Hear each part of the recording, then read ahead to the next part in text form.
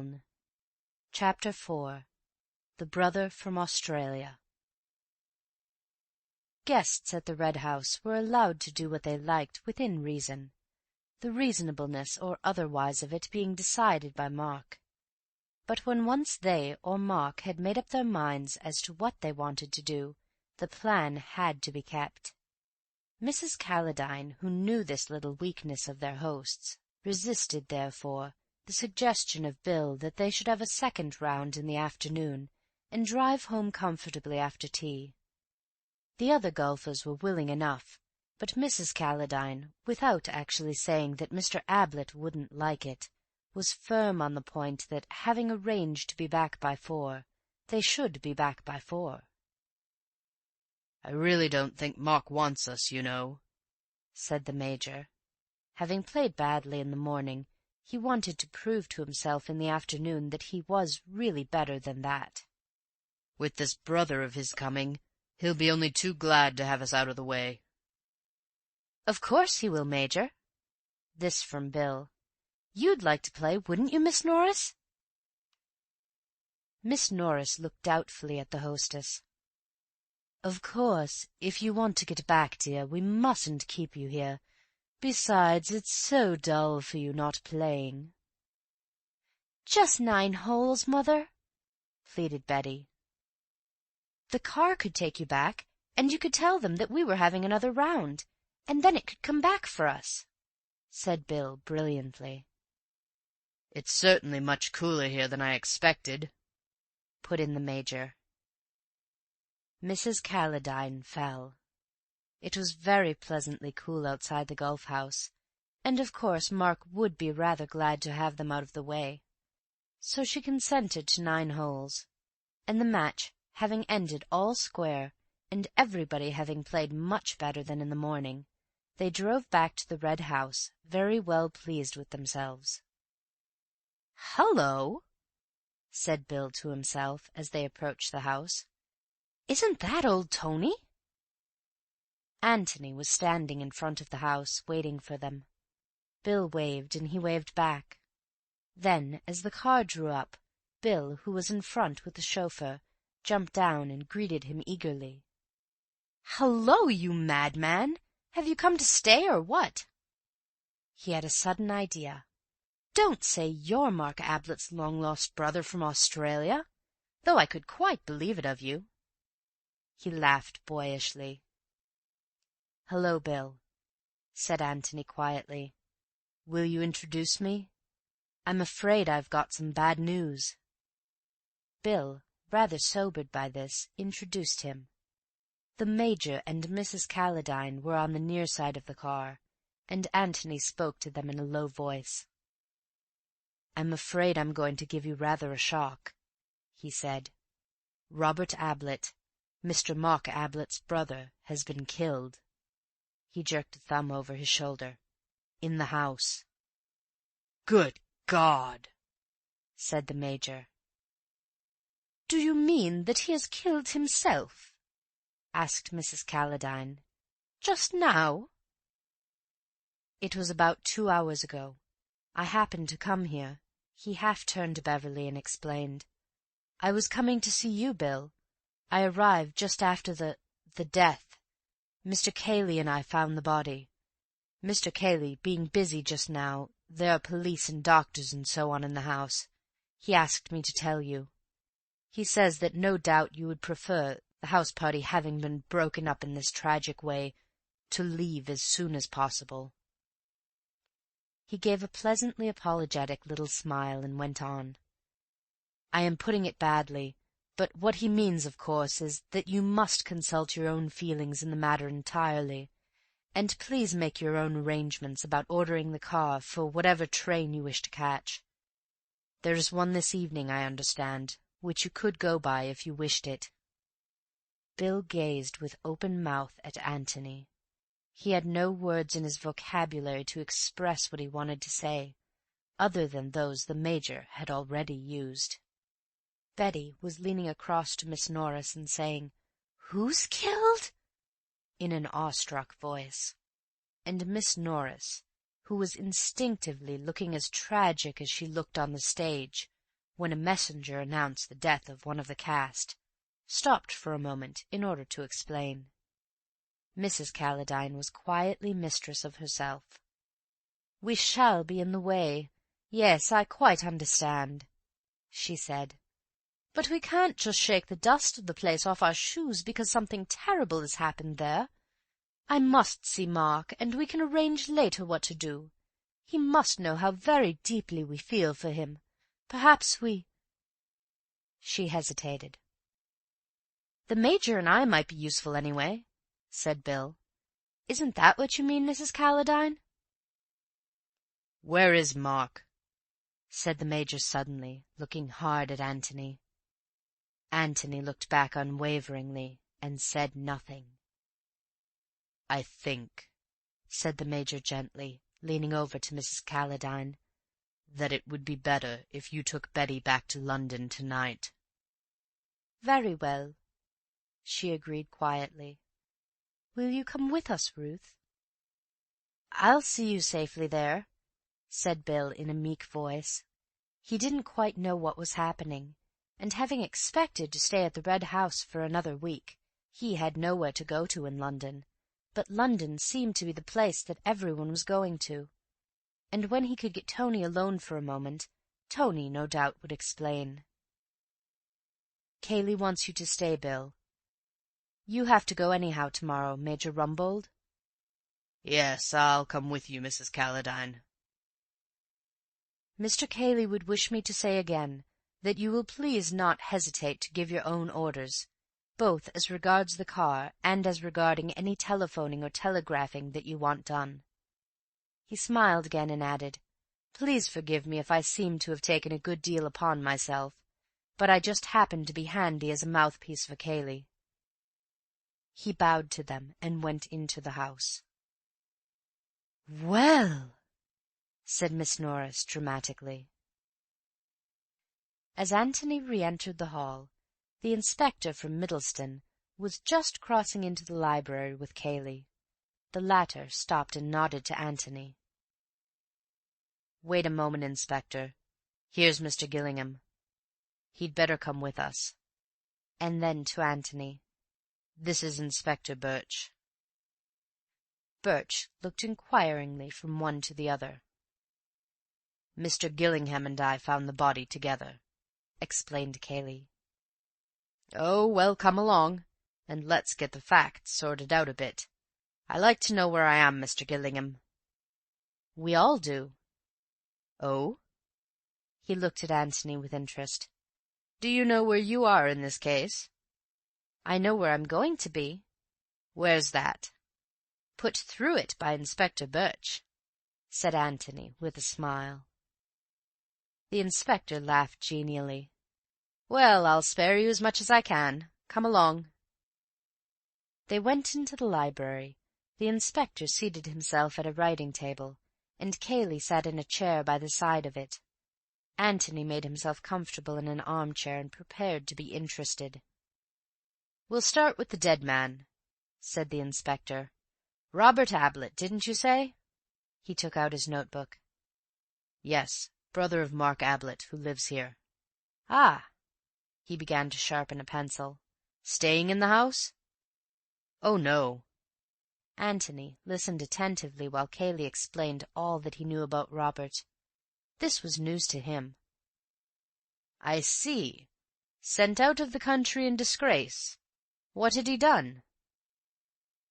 "I hardly know. I was only about 12 at the time. The sort of age when you're told not to ask questions." "Inconvenient questions?" "Exactly." "So you don't really know whether he had been merely wild or wicked?" "No. Old Mr. Ablett was a clergyman," added Cayley. "Perhaps what might seem wicked to a clergyman might seem only wild to a man of the world." "I dare say, Mr. Cayley," smiled the inspector. "Anyhow, it was more convenient to have him in Australia?" "Yes." "Mark Ablett never talked about him?" "Hardly ever. He was very much ashamed of him, and, well, very glad he was in Australia." Did he write Mark sometimes? Occasionally. Perhaps 3 or 4 times in the last 5 years. Asking for money? Something of the sort. I don't think Mark always answered them. As far as I know, he never sent any money. Now, your own private opinion, Mr. Cayley. Do you think that Mark was unfair to his brother, unduly hard on him? They never liked each other as boys. There was never any affection between them. I don't know whose fault it was in the first place, if anybody's. Still, Mark might have given him a hand. I understand, said Cayley, that Robert spent his whole life asking for hands. The inspector nodded. I know that sort. Well now, we'll go on to this morning. This letter that Mark got, did you see it? Not at the time. He showed it to me afterwards. Any address? No. A half sheet of rather dirty paper. Where is it now? I don't know. In Mark's pocket, I expect. Ah. He pulled at his beard. Well, we'll come to that. Can you remember what it said? As far as I remember, something like this. Mark, your loving brother is coming to see you tomorrow, all the way from Australia. I give you warning so that you will be able to conceal your surprise, but not, I hope, your pleasure. Expect him at 3 or thereabouts. Ah. The inspector copied it down carefully. Did you notice the postmark? London. And what was Mark's attitude? Annoyance, disgust. Cayley hesitated. Apprehension? No, not exactly. Or rather, apprehension of an unpleasant interview, not of any unpleasant outcome for himself. You mean that he wasn't afraid of violence or blackmail or anything of that sort? He didn't appear to be. Right. Now then, he arrived, you say, about 3 o'clock? Yes, about that. Who was in the house then? Mark and myself and some of the servants. I don't know which. Of course, you will ask them directly, no doubt. With your permission. No guests? They were out all day, playing golf, explained Cayley. Oh, by the way, he put in, if I may interrupt a moment, will you want to see them at all? It isn't very pleasant for them now, naturally, and I suggested— He turned to Antony, who nodded back to him. I understand that they want to go back to London this evening. There's no objection to that, I suppose. You will let me have their names and addresses in case I want to communicate with them? Of course. One of them is staying on, if you would like to see him later, but they only came back from their golf as we crossed the hall. That's all right, Mr. Cayley. Well, now then, let's go back to 3 o'clock. Where were you when Robert arrived? Cayley explained how he had been sitting in the hall, how Audrey had asked him where the master was, and how he had said that he had last seen him going up to the temple. She went away, and I went on with my book. There was a step on the stair, and I looked up to see Mark coming down. He went into the office, and I went on with my book again. I went into the library for a moment to refer to another book, and when I was in there I heard a shot. At least, it was a loud bang. I wasn't sure if it was a shot. I stood and listened. Then I came slowly to the door and looked out. Then I went back again, hesitated a bit, you know, and finally decided to go across to the office and make sure that it was all right. I turned the handle of the office door and found it was locked. Then I got frightened, and I banged at the door, and shouted, and, well, that was when Mr. Gillingham arrived. He went on to explain how they had found the body. The inspector looked at him with a smile. Yes, well, we shall have to go over some of that again, Mr. Cayley. Mr. Mark, now, you thought he was in the temple, Could he have come in and gone up to his room without your seeing him?" "There are back stairs. He wouldn't have used them in the ordinary way, of course, but I wasn't in the hall all the afternoon. He might easily have gone upstairs without my knowing anything about it." "So that you weren't surprised when you saw him coming down?" "Oh, not a bit." "Well, did he say anything?" "He said 'Robert's here,' or something of the sort. I suppose he'd heard the bell, or the voices in the hall." "Which way does his bedroom face? Could he have seen him coming down the drive?" "He might have, yes." "Well?" "Well, then I said, 'Yes,' and he gave a sort of shrug and said, 'Don't go too far away, I might want you,' and then went in." "What did you think he meant by that?" "Well, he consults me a good deal, you know. I'm his sort of unofficial solicitor in a kind of way." "This was a business meeting rather than a brotherly one." "Oh, yes, that's how he regarded it, I'm sure." "Yes. How long was it before you heard the shot?" "Very soon. 2 minutes, perhaps." The inspector finished his writing, and then regarded Cayley thoughtfully. Suddenly he said, "What is your theory of Robert's death?" Cayley shrugged his shoulders. "You've probably seen more than I've seen," he answered. "It's your job. I can only speak as a layman, and Mark's friend." "Well?" "Then I should say that Robert came here meaning trouble, and bringing a revolver with him. He produced it almost at once. Mark tried to get it from him. There was a little struggle, perhaps, and it went off. Mark lost his head finding himself there with a revolver in his hand and a dead man at his feet. His one idea was to escape. He locked the door almost instinctively, and then, when he heard me hammering at it, went out of the window." "Yes. Well, that sounds reasonable enough. What do you say, Mr. Gillingham?" "I should hardly call it reasonable to lose your head," said Antony, getting up from his chair and coming towards them. "Well, you know what I mean. It explains things." "Oh, yes. Any other explanation would make them much more complicated." "Have you any other explanation?" "Not I." "Are there any points on which you would like to correct Mr. Cayley? Anything that he left out after you arrived here?" "No, thanks. He described it all very accurately." "Ah. Well, now, about yourself. You're not staying in the house, I gather?" Antony explained his previous movements. "Yes. Did you hear the shot?" Antony put his head on one side, as if listening. "Yes. Just as I came in sight of the house. It didn't make any impression at the time, but I remember it now." "Where were you then?" "Coming up the drive. I was just inside of the house."